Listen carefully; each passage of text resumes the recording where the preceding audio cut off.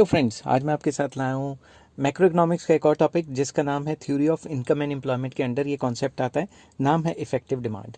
तो effective demand का concept अगर हम केनीजियन थ्योरी में नहीं डिस्कस करेंगे तो केनीजियन थ्योरी पूरी नहीं होगी, क्योंकि कहीं ना कहीं डायरेक्टली और इनडायरेक्टली सारी की सारी केनीजियन थ्योरी जो है इफेक्टिव डिमांड पे ही बेस्ड है। तो चलिए शुरू करते हैं विदाउट वेस्टिंग एनी टाइम।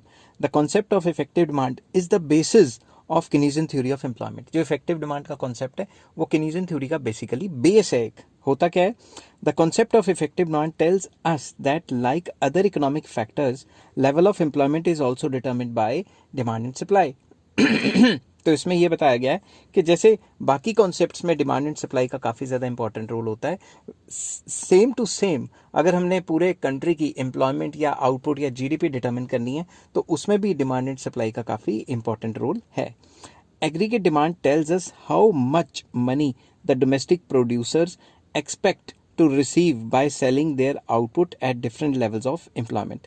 तो इसके अंदर जो एग्रीगेट डिमांड है वो हमें बताता है कि प्रोड्यूसर्स क्या एक्सपेक्ट कर रहे हैं कि कितना माल वो बेचेंगे और उससे कितना पैसा वो कमा सकते हैं। वो डिमांड पे ही डिपेंड करता है ना, प्रोड्यूसर जो भी अपना माल बेचेंगे उसकी डिमांड होगी तभी तो वो पैसे कमा पाएंगे ना।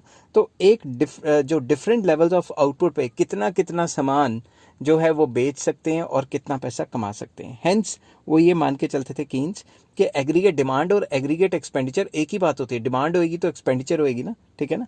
On the other hand aggregate supply, AS मतलब aggregate supply, tells us how much money the domestic producers must receive by selling their output at different levels of employment. तो एग्रीगेट सप्लाई क्या दिखाता है? एग्रीगेट सप्लाई दिखाता है कि जो भी डोमेस्टिक प्रोड्यूसर्स हैं उनको कितना पैसा मिलेगा अपना डिफरेंट लेवल्स ऑफ आउटपुट पे माल बेच के।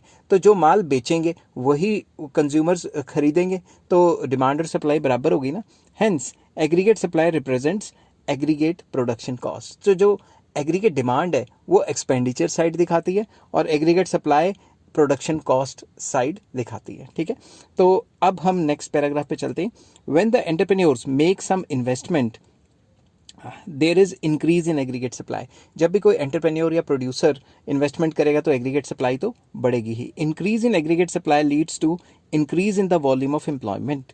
तो जैसे जैसे एग्रीगेट सप्लाई बढ़ेगी, सप्लाई बढ़ाने के लिए ज़्यादा एम्प्लॉयमेंट करनी पड़ेगी, ज़्यादा लोगों को नौकरी देनी पड़ेगी। Increase volume of employment leads to increase in aggregate demand.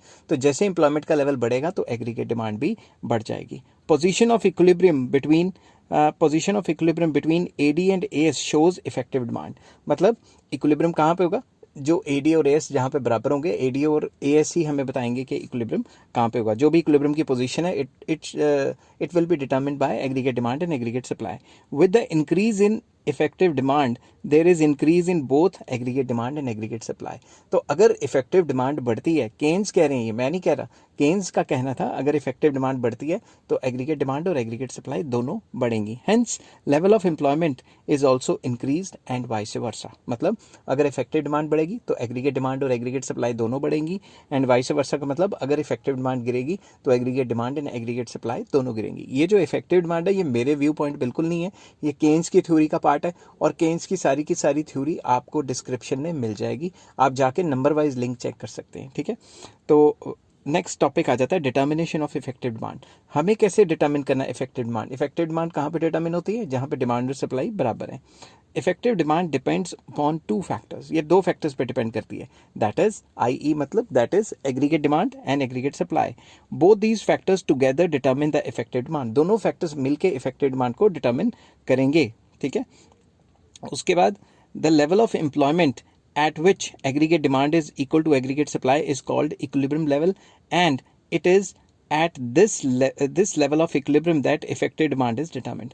तो effective demand कहाँ पे determine होती है? जहाँ demand supply बराबर है। तो मैंने एक बना दी ये aggregate demand downward sloping, ये aggregate supply, both these curves intersect each other at point E which is the point of equilibrium, और इस point पे इफेक्टिव डिमांड है, ठीक है। और इतनी इक्विलिब्रियम लेवल ऑफ इनकम कह लो, एम्प्लॉयमेंट कह लो, आउटपुट कह लो, जीडीपी कह लो, कुछ भी कह लो, ठीक है। तो आई होप ये इफेक्टिव डिमांड का कॉन्सेप्ट आपको समझ आया होगा।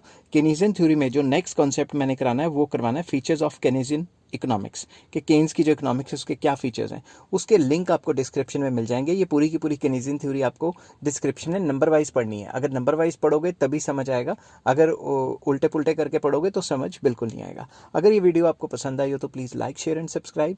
Take care, have a nice day.